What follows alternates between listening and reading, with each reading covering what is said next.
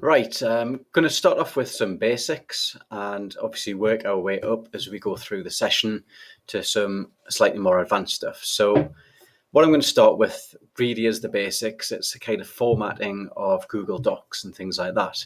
But I think there's going to be some tips in here that will be quite useful to you. So first thing is I'm in a presentation here, just a Google presentation, which I made by going to New and then Google Slides. And what I want to do is make this look attractive for my students that I'm making it for. Now, you might think that that's not really going to impact too much on learning. It doesn't matter what it looks like, but the more professional we can be and the better habits we use in what we produce, and it's a bit like modelling work on paper, the students also start to do similar sorts of things in their work. So what I want to do, let's imagine I'm doing a project on space. It could be anything. I'm just going to use that as an example because the lesson I did today was around that topic. So I want to make this look more spacey. Now I'm going to use something called the master slides. If I go to master here,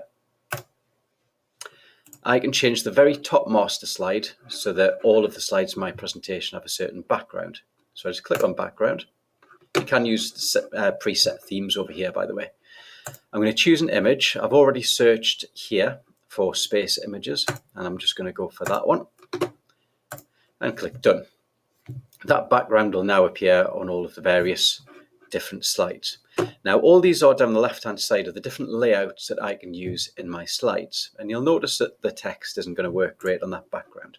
So if I change the master text here on this top slide to a white, it'll be white on all of the slides. I can do the same with this, might make it a white, and I'm actually going to make it just a slightly light grey here for the slides there. So it's already starting to look a little bit better.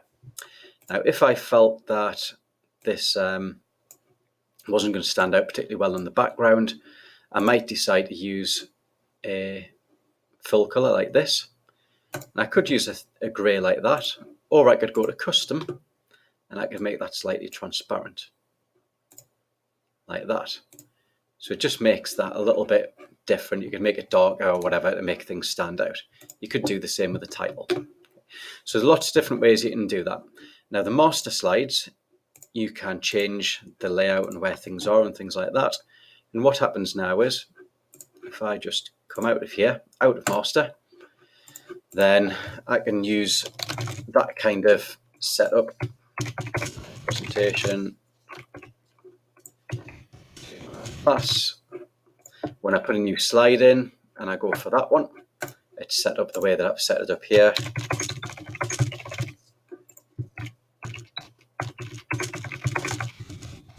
And I might look at that and think, well, that text is a little bit small, so I could change it on the master slides so that that text on that kind of layout is actually bigger. So the first level, I'm going to make it 24 rather than 18, which means it's always going to be 24 when I put new slides in.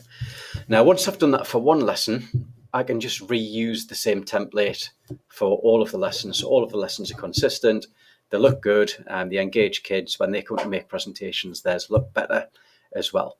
So there's the first thing. And what I'd like you to do in the first task is just experiment at using master slides. And you're going to link to your master slides in your journal.